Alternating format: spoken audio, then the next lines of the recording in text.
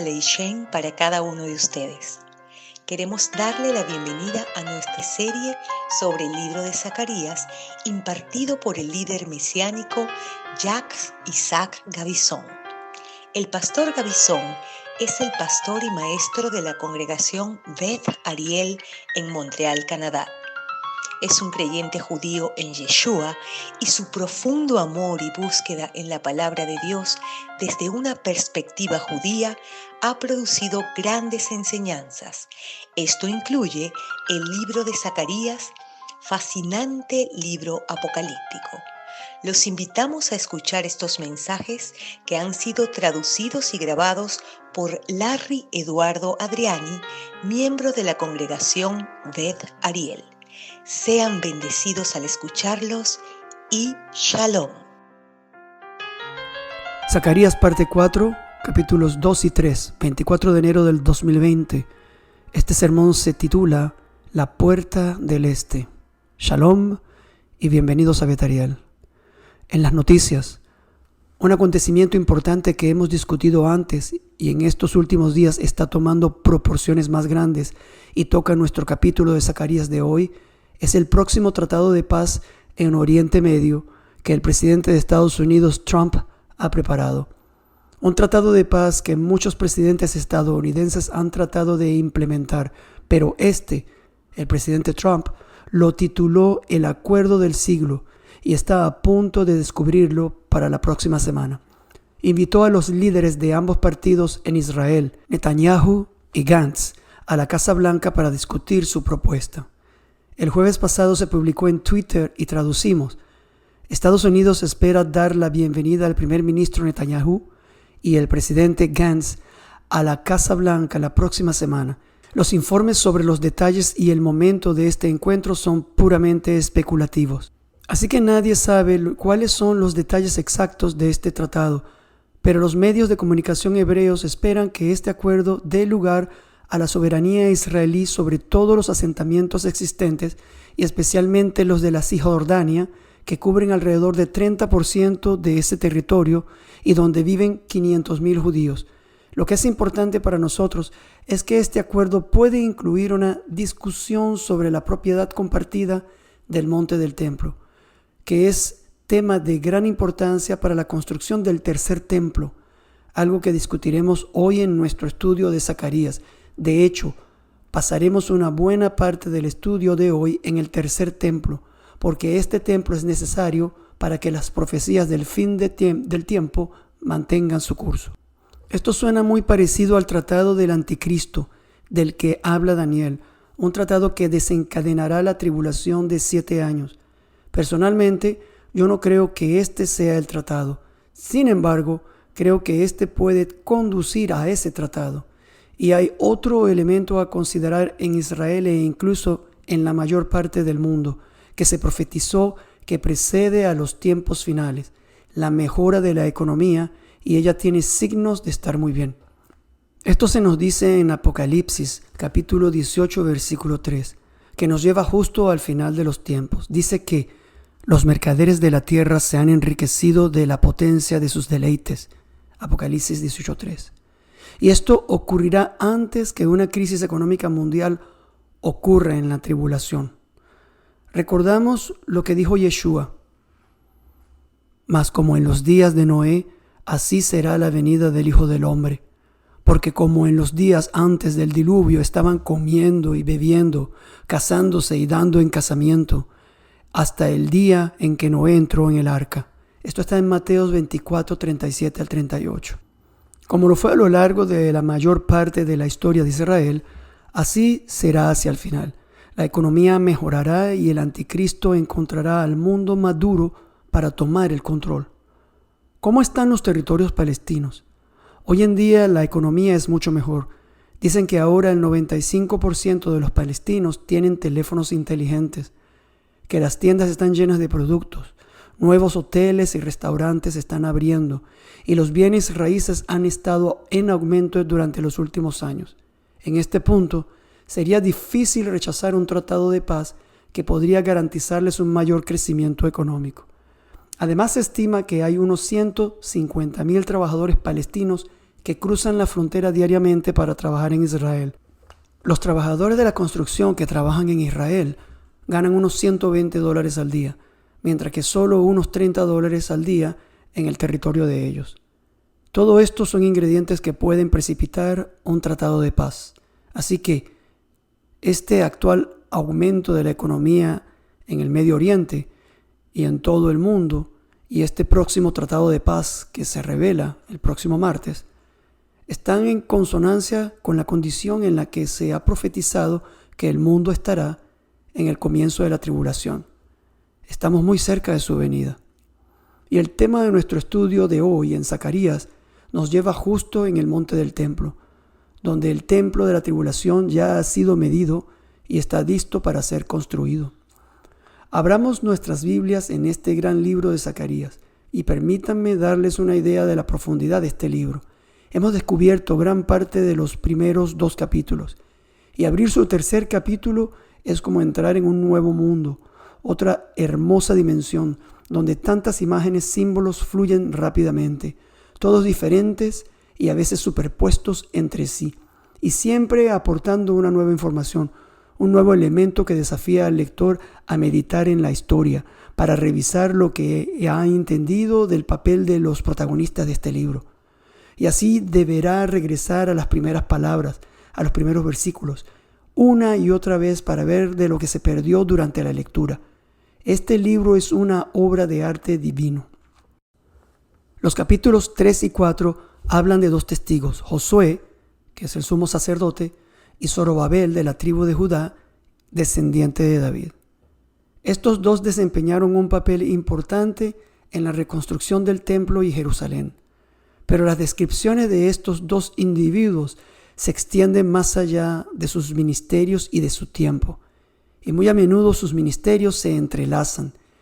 El sacerdote ministra como rey y el descendiente de David, o el rey, ministra como sacerdote, hasta que uno se da cuenta que ambos simbolizan el ministerio del Mesías, quien es el único que puede ser rey y sacerdote al mismo tiempo. Vale la pena decir que ningún hombre podría ser rey y sumo sacerdote. Solo el Mesías puede tener estas 2 posiciones. Por ejemplo, en un momento dado que a Josué, el sumo sacerdote, se le dio una nueva túnica, el propio Zacarías pide repentinamente que le den una mitra limpia en su cabeza. Esta parte de un versículo está significando que el profeta no está seguro de lo que vio, pero uno asume que él se refiere al turbante del sumo sacerdote, pero no. Es uno destinado a un rey, y es entonces que en el capítulo 6 a Josué se le da una corona real, y es entonces que entendemos que todo esto hace referencia al futuro, donde debemos mirar al Mesías. Y Josué tiene otro papel, el de sí mismo, un hombre pecador cuya túnica al principio es visiblemente sucia. 2 veces se nos dice que lo es porque, al parecer, ha sido condenado por Satanás, que está parado a su mano derecha. Pero Jesús está al frente de Josué para defenderlo y protegerlo.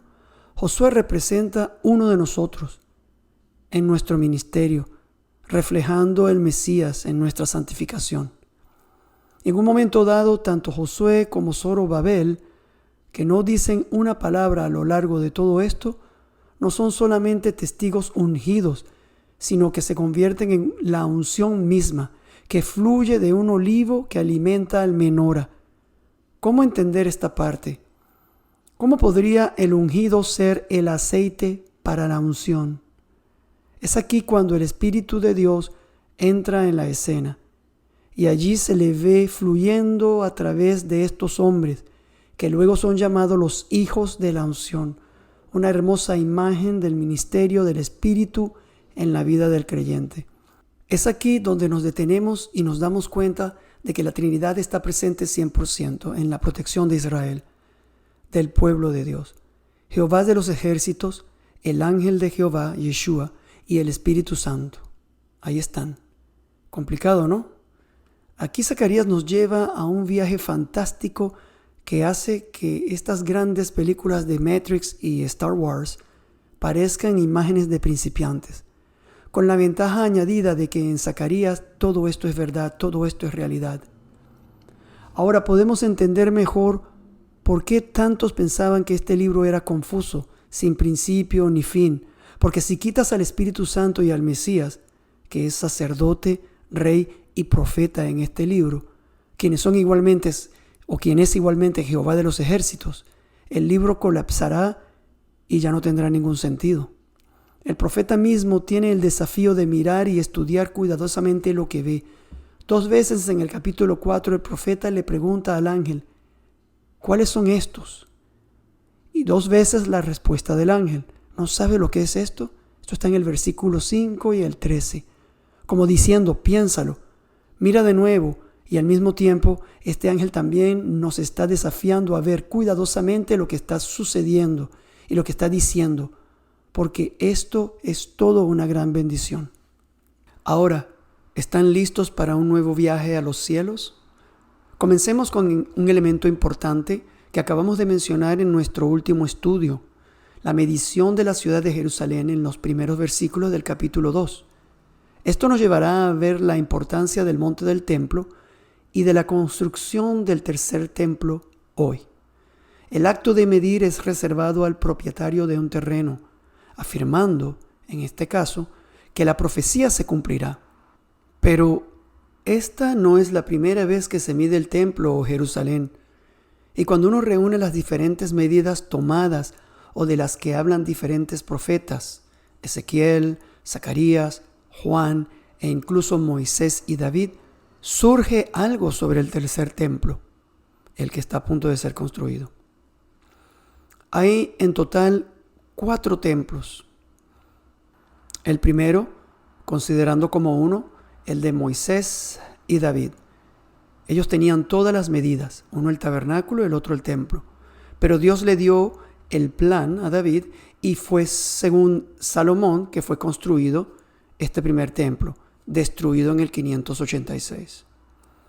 El segundo templo, como vemos en el capítulo 2 de Zacarías, este templo también llamado el templo de Herodes, ya que la reconstrucción del templo fue extendida hasta los tiempos de Herodes. Este templo fue destruido en el 70 después de Cristo. El tercer templo les voy a comentar más tarde. El cuarto templo, el templo del milenio, en el que Ezequiel habla del 40 al 48, en su capítulo del 40 al 48, a Ezequiel se le dieron las medidas del templo del milenio. Este es el más grande de todos, tan importante que las mediciones descritas toman 3 capítulos del libro de Ezequiel, 40, 41 y 42.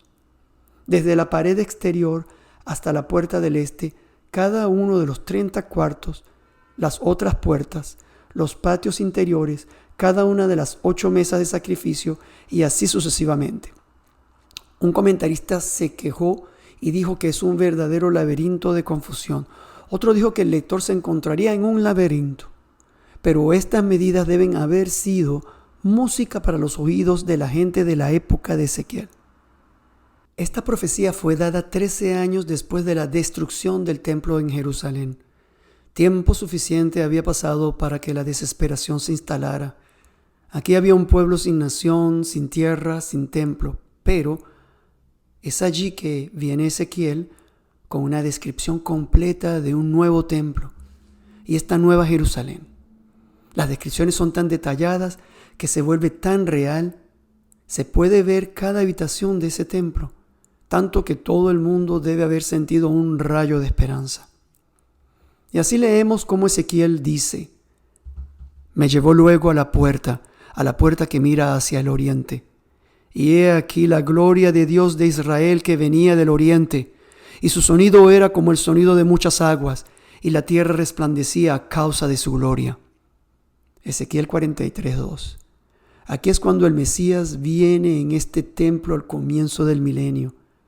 Estas medidas son para nosotros también y confirman que Dios establecerá su reino en esta tierra. Sin embargo, antes de este, hay otro templo que se ha medido y uno que está muy próximo a ser construido, el templo de la tribulación. Este es el tercer templo del que estaba hablando, que iba a hacer comentario después. Este es relevante en nuestro estudio de Zacarías, ya que el capítulo 11 de Apocalipsis coincide con el libro de Zacarías. En ambas secciones tenemos una medida. Una es de Jerusalén y la otra del templo, y en ambas vemos a los dos testigos que aparecen y parecen ser los mismos, o al menos tienen el mismo ministerio que estos de Zacarías. Veamos primero lo que podemos ver del tercer templo del que se habla en Apocalipsis. Leamos los primeros 4 versículos del Apocalipsis 11. Esto es como una traducción contemporánea de Zacarías.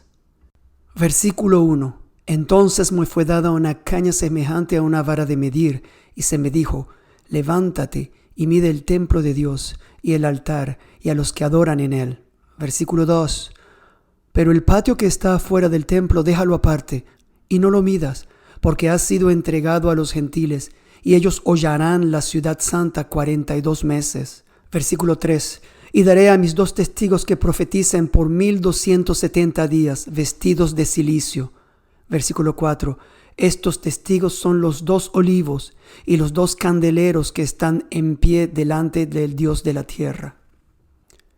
En el versículo 4 se mencionan 2 olivos. Estos son nombrados en Zacarías 4 y los 2 testigos. En la época de Zacarías eran Josué y Zorobabel. Pero concentrémonos en el templo que está a punto de ser construido en Jerusalén muy pronto.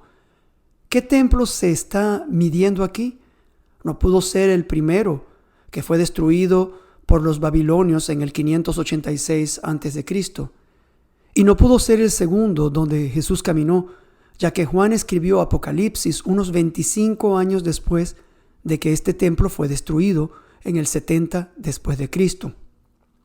Tampoco podría ser el templo del cielo ni el del milenio, descrito por Ezequiel, ya que en ningún momento de sus existencias Jerusalén será pisada durante 42 meses.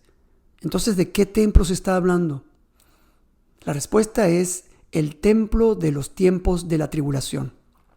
Un templo que será construido en Jerusalén y listo antes de la segunda mitad de la tribulación, es decir, antes que los últimos 42 meses de la tribulación comiencen. Este templo es necesario para que las profecías del final de los tiempos puedan cumplirse. Esto incluye la profecía de Daniel. En este libro leemos cómo comenzarán los tiempos de la tribulación del anticristo. Él nos dice en Daniel 9:27, y por otra semana confirmará el pacto con muchos. Sabemos que una semana es 7 años. Y después dice, a la mitad de la semana hará cesar el sacrificio y la ofrenda. La mitad de la semana son exactamente 42 meses, el mismo tiempo que leemos en el capítulo 11:2, según el calendario hebreo, que tiene 30 días por meses. Por lo que a mediados de los 7 años se nos dice que el anticristo pondrá fin a los sacrificios en el templo. Por lo que necesitamos un templo, aunque sea un templo de corta duración. Y Pablo lo confirma en 2 de Tesalonicenses 2, del 3 al 4, hablando a los creyentes del primer siglo que pensaban que iban a pasar por la tribulación, como algunos falsos maestros estaban enseñando.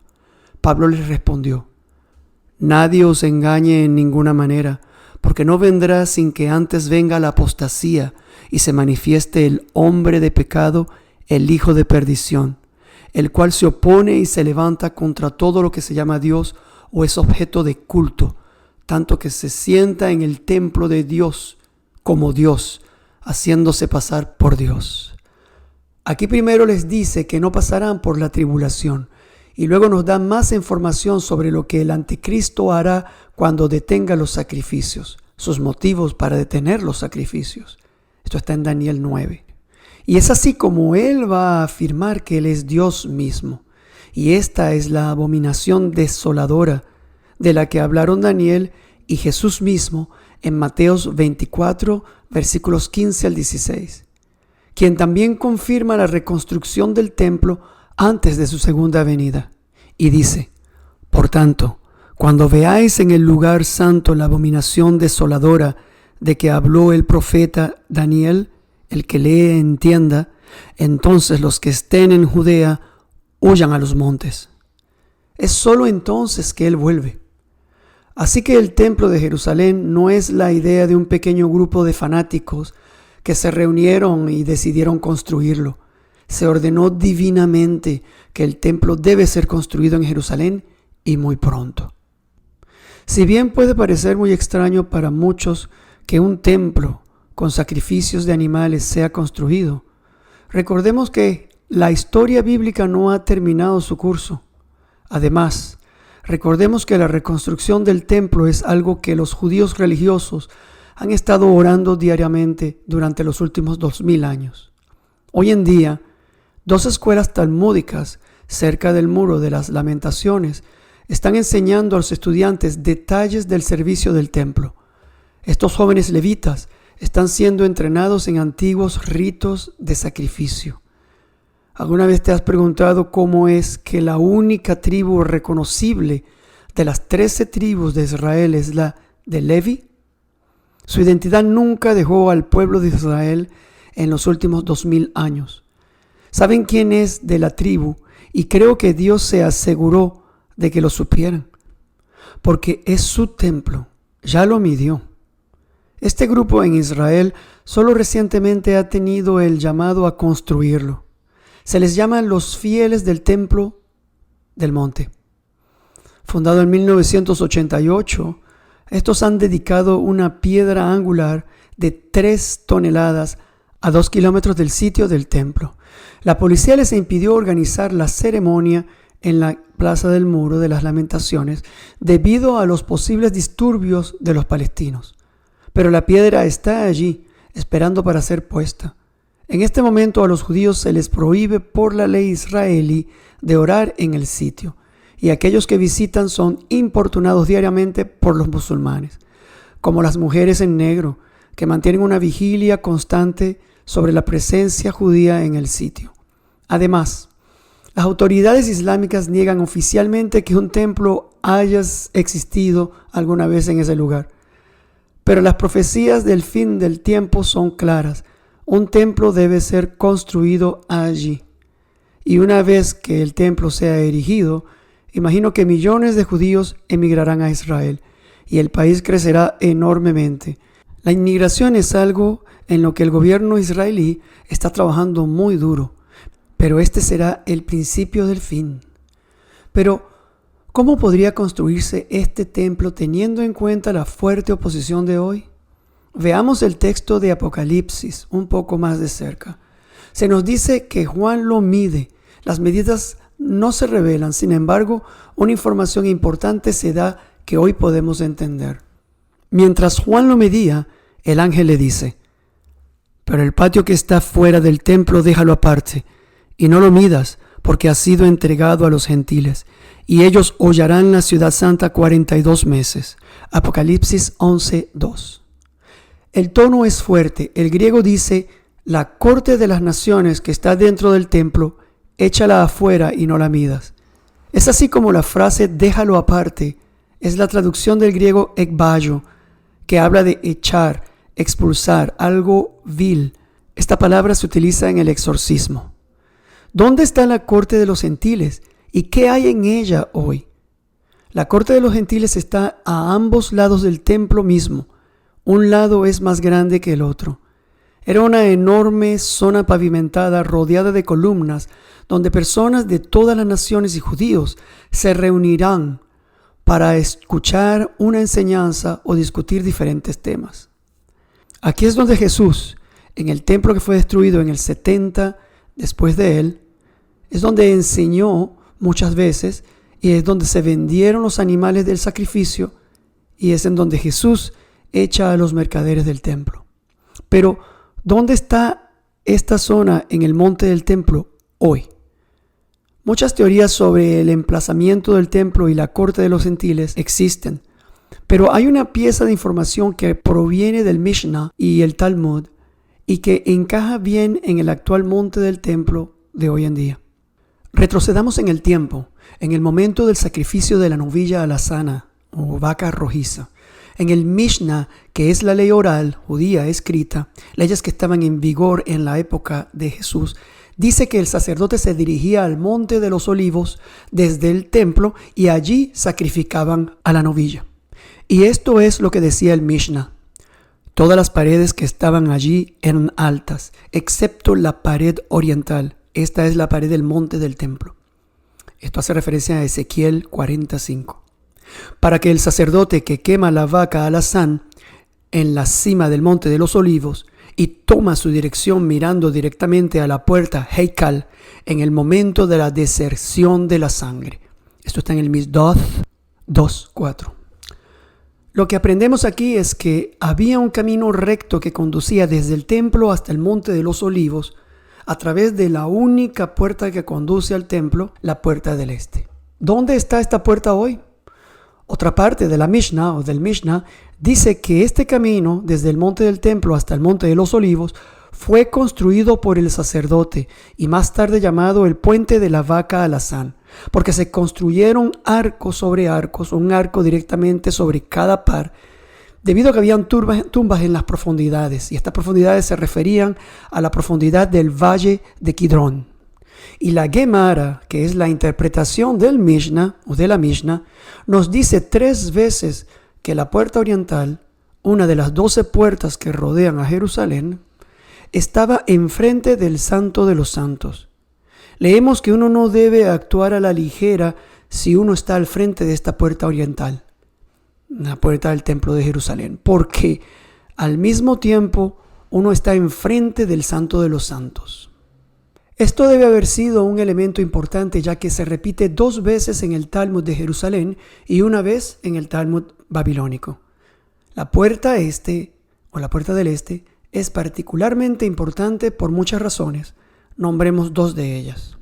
La primera es porque el tabernáculo original solo tenía una puerta, en el este, era la puerta este. La segunda es por esta puerta que leemos en muchas ocasiones que el Espíritu de Dios partió del templo y a través de ella es de donde entrará en el templo del milenio. Además, esta es conocida como la puerta mesiánica. Es a través de ella que David entró en Jerusalén cuando regresó del exilio después de la insurrección de su hijo Absalón. Es por aquí de donde él entró en la ciudad en un burro, y aquí es donde, según la tradición, está el origen del Halel en los tiempos de David, que es la misma canción que cantaron en Mateo 21:9 a Jesucristo, que dice: Hosana al Hijo de David, bendito el que viene en el nombre del Señor, Hosana en las alturas. Y es así como todos aquellos que fingieron el título mesiánico entraron por esta puerta haciéndose pasar por el Mesías.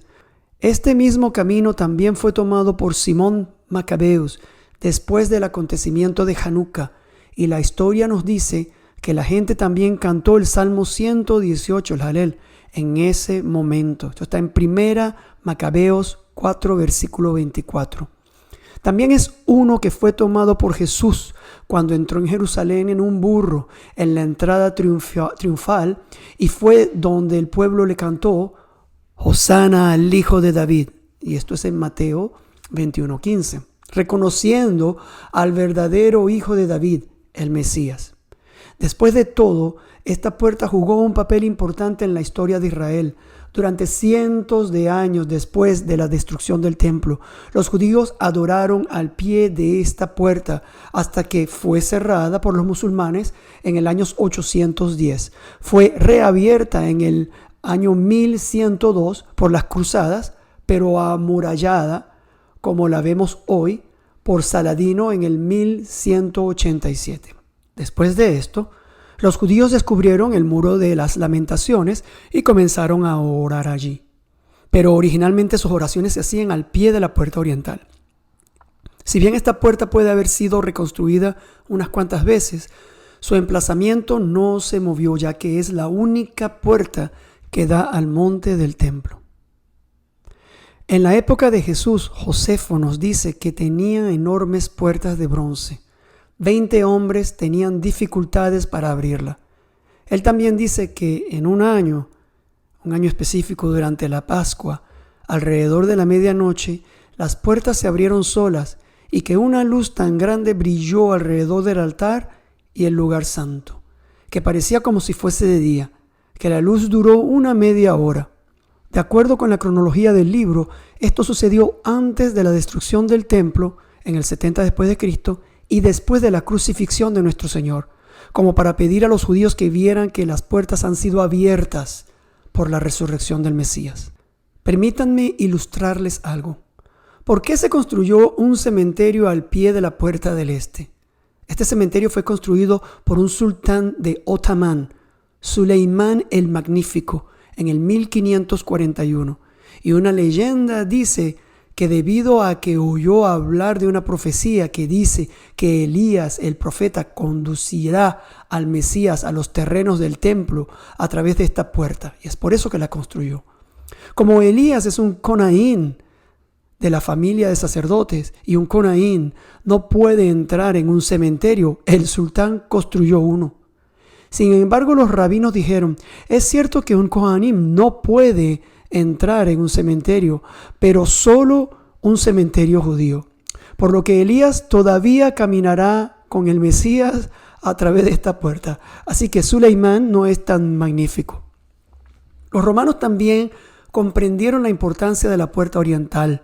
Josefo nos dice que en el año 70 después de Cristo, los soldados romanos, después de quemar el templo, llevaron a sus alferes o portaestandartes y los condecoraron enfrente de la puerta oriental. Y allí les ofrecieron sacrificios e hicieron Tito emperador con las mayores aclamaciones de alegría.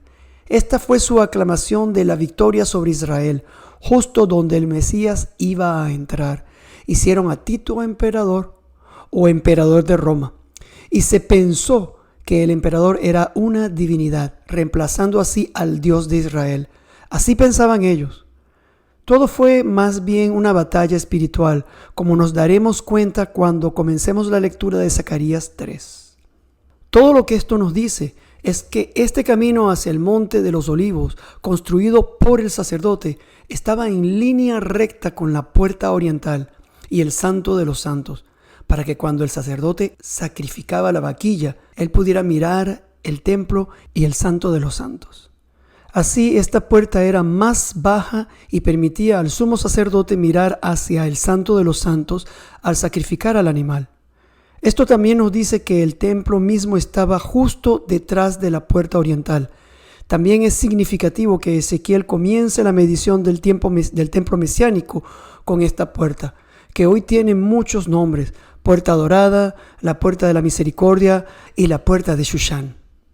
Algunos han preguntado, ¿por qué llamarla la Puerta de Shushán, siendo este nombre el de la ciudad capital del imperio persa?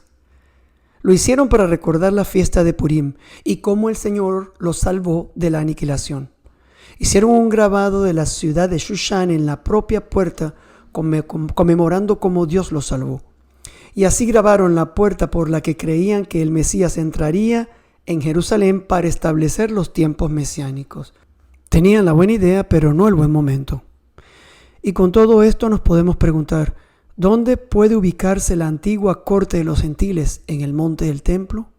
Si el templo estaba justo delante de esta puerta, podemos identificar fácilmente el emplazamiento de la corte de los gentiles si el Santo de los Santos está detrás de la puerta oriental, porque la corte de los gentiles estaba en medio del Santo de los Santos y la puerta oriental. ¿Y qué hay ahora enfrente del Santo de los Santos de esa época que el apóstol Juan no le permitieron medir en el relato del Apocalipsis? La cúpula de la roca y la mezquita. Eso es lo que existe ahorita. Lo que esto nos indica es que el templo puede bien ser construido al lado de la cúpula de la roca. Ahora bien, si ustedes imaginan una flecha rectilínea, caerán justo en el cenador, glorieta, que está al lado de la cúpula en el monte del templo. Hay una tradición que dice que el Santo de los Santos estaba justo en este lugar. Esta es la razón por la que construyeron un cenador encima de él.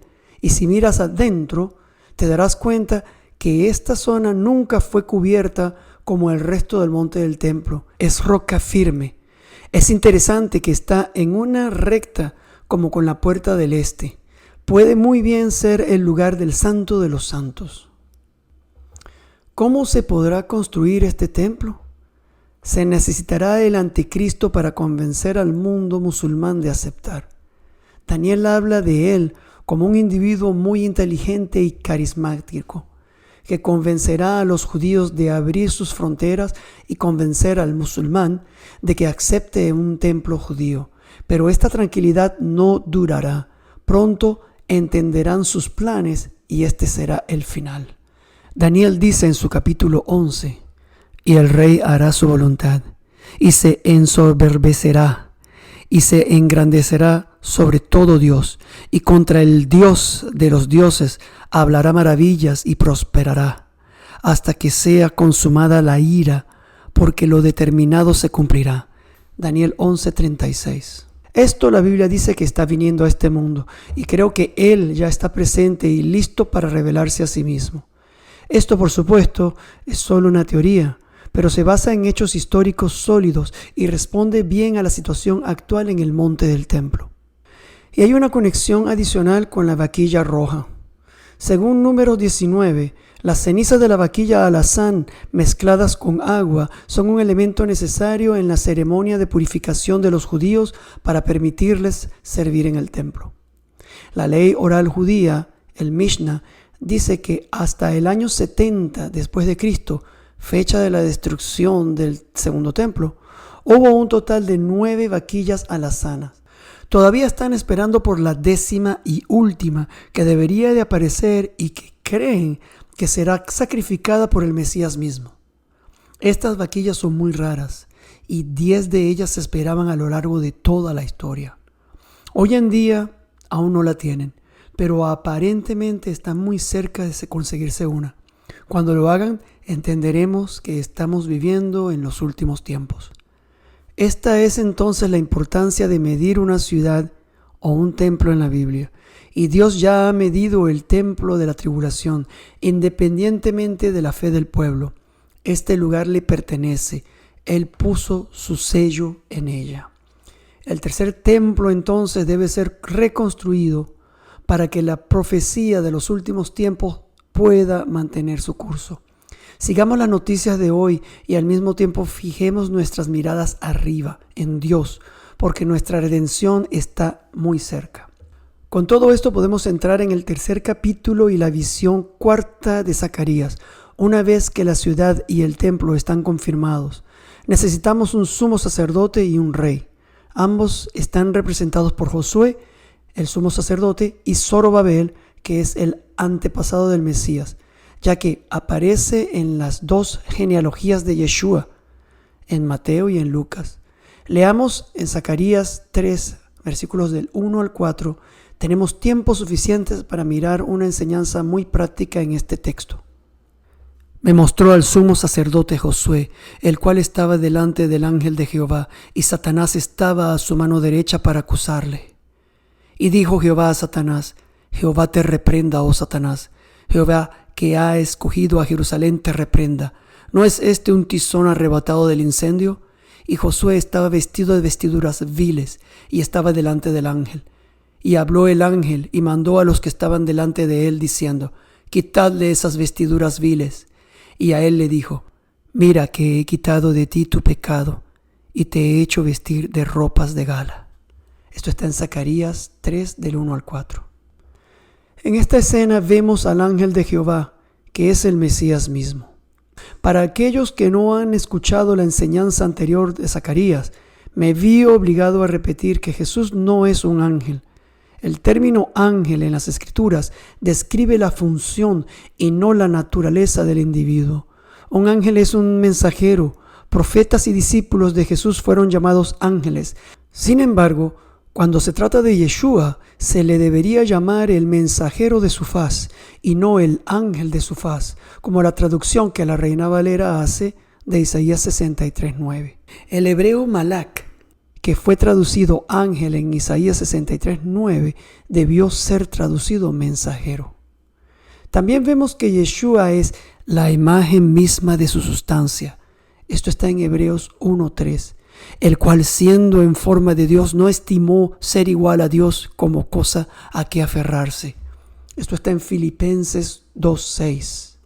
Porque el Mesías en las Escrituras hebreas y en el Nuevo Testamento es la divinidad única de Dios y no es un ángel como puede ser mal interpretado con la traducción de esta palabra. Y así, en esta escena de apertura está Josué, el sumo sacerdote, y Satanás a su derecha, llamado Ha-Satán, el acusador.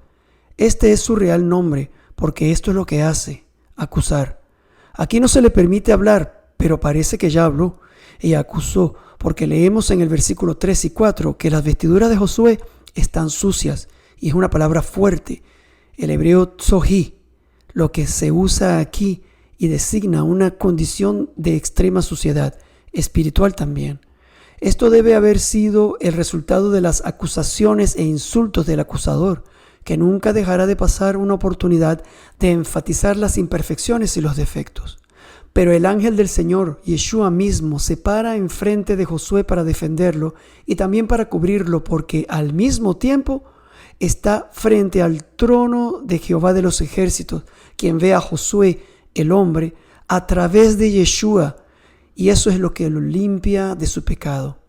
Esta escena creo que es un clásico que habla a todos los creyentes hoy en día, porque esto es lo que parece suceder una y otra vez en los cielos. Cada vez que caemos, pecamos, el acusador no perderá una oportunidad de reportarlo a Dios, y allí nuestro abogado se parará y nos cubrirá. Fíjate en lo que dice en el versículo 4. Quitadle esas vestiduras viles. Y a él le dijo: mira que he quitado de ti tu pecado y te he hecho vestir ropas de galas. Esto está en Zacarías 3:4. Pero esto va en contra de todo lo que Josué ha aprendido, porque el ángel de Jehová toma la autoridad para eliminar los pecados sin ningún sacrificio. Y Josué había aprendido que el sacrificio que Jehová había decretado a través del sacerdocio levítico en la sangre está, y Dios la había dado para hacer expiación sobre el altar por vuestras almas. Esto está en Levíticos 17:11. El sacrificio y el abogado son la misma persona, el Mesías. Esta es la razón por la que podía tomar la autoridad para limpiar a Josué y limpiarlo de su iniquidad, porque se nos ha dicho que herido fue por nuestras rebeliones, molido por nuestros pecados. El castigo de nuestra paz fue sobre él, y por su llaga fuimos nosotros curados. Esto está en Isaías 53:5. Esta es una escena que se repite una y otra vez, cada vez que un creyente comete un pecado. Y hay un elemento que estaba por cumplirse en el plano físico, aquí en este mundo. Josué estaba a punto de comenzar un nuevo ministerio. Y Jesús le dice en el versículo 7, si anduvieres por mis caminos, y si guardares mi ordenanza, también tú gobernarás mi casa, también guardarás mis atrios, y entre estos que aquí están, te daré lugar. Esto está en Zacarías 3:7. Y entre estos que aquí están los ángeles al servicio de Dios. Y Josué fue llamado a trabajar al servicio de Dios. Y Jesús le pide: si anduvieres en mis caminos, guardar mis ordenanzas. Estos son los requisitos para cualquiera que quiera servir. Pero es precisamente en ese momento que Josué es llamado a servir a Dios que vemos a Satanás de pie frente a Josué, que está a punto de comenzar un nuevo ministerio. Esto es muy significativo. Lo he visto una y otra vez a través de muchos años de ser pastor, que quien haya querido comenzar un ministerio, especialmente el de enseñar la palabra, inmediatamente de alguna manera, como Josué, todo lo que esa persona necesita cambiar se hace obvio. Esto es como una ley que nunca falla. ¿Pero por qué? Porque el Señor quiere que las personas enfrenten sus pecados y lo que es malo o lo que está mal en sus vidas, para así Él poder ayudarlos a cambiar. En la mayoría de los casos es triste ver que no funciona. La persona, representada aquí por Josué, no continúa el ministerio al que ha sido llamado, lo abandona.